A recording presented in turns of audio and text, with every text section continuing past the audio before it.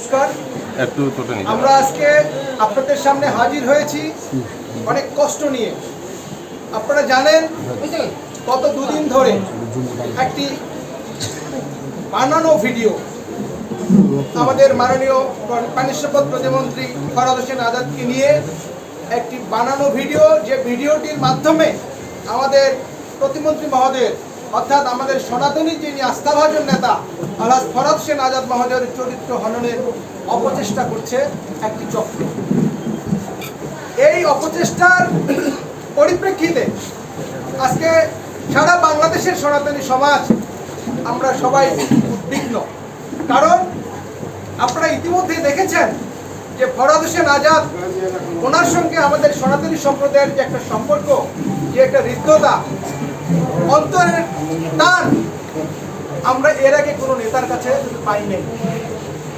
যে মানুষটার সাথে সনাতনী সম্প্রদায়ের এত ভালো সম্পর্ক, সেই মানুষটার উৎসাহ রটনা হলো ভিডিওর মাধ্যমে।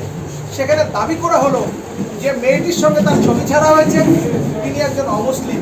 অমুসলিম বলতে কি ইঙ্গিত করেছে সনাতনীদের দিকে। উদ্দেশ্যটা কি? উদ্দেশ্য হলো সনাতনীদের সঙ্গে তার যে একটা আন্তরিকতা, বিশ্বাসের জায়গা, আস্থার জায়গা, সেই বিশ্বাসের জায়গা, সেই আস্থার জায়গাটিতে ফাটল সৃষ্টি করা। তারা সেই চেষ্টাটি করেছে ফেসবুকের মাধ্যমে ভুয়া ভিডিও বানিয়ে, এবং ইতিমধ্যে দেশের প্রথম সারির সকল গণমাধ্যম নিশ্চিত হয়েছে যে এই ভিডিওটি ছিল বানানো ভিডিও। এখানে একটা ফ্যাক্ট চেকার, দ্য ডিসেন্ট, হয়তো তার অনেক জিনিসের সত্যতা থাকতে পারে, কিন্তু আমাদের প্রতিমন্ত্রীকে নিয়ে তাদের যে প্রতিবেদন, আমি সেই প্রতিবেদন নিয়ে একটি কথা বলতে চাই।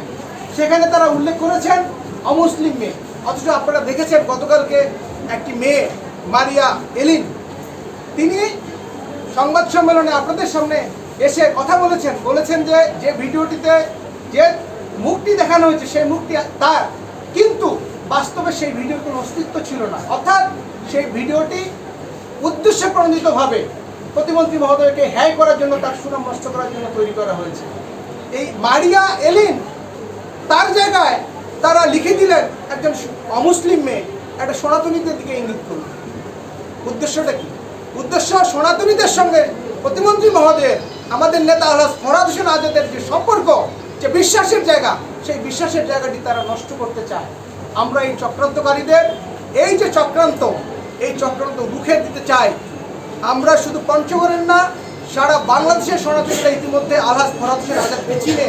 আপনারা দেখেছেন তার উদারপন্থী অসাম্প্রদায়িক কথাবার্তার জন্য সারা বাংলাদেশের সনাতনীদের কাছে তিনি প্রশংসিত হয়েছেন।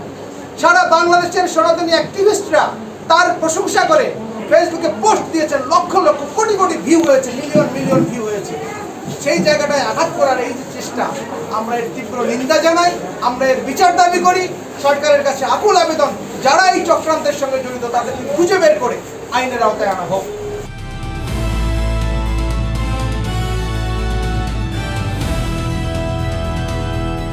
দিনাজপুর টিভি, মানুষের জীবনের কথা বলে।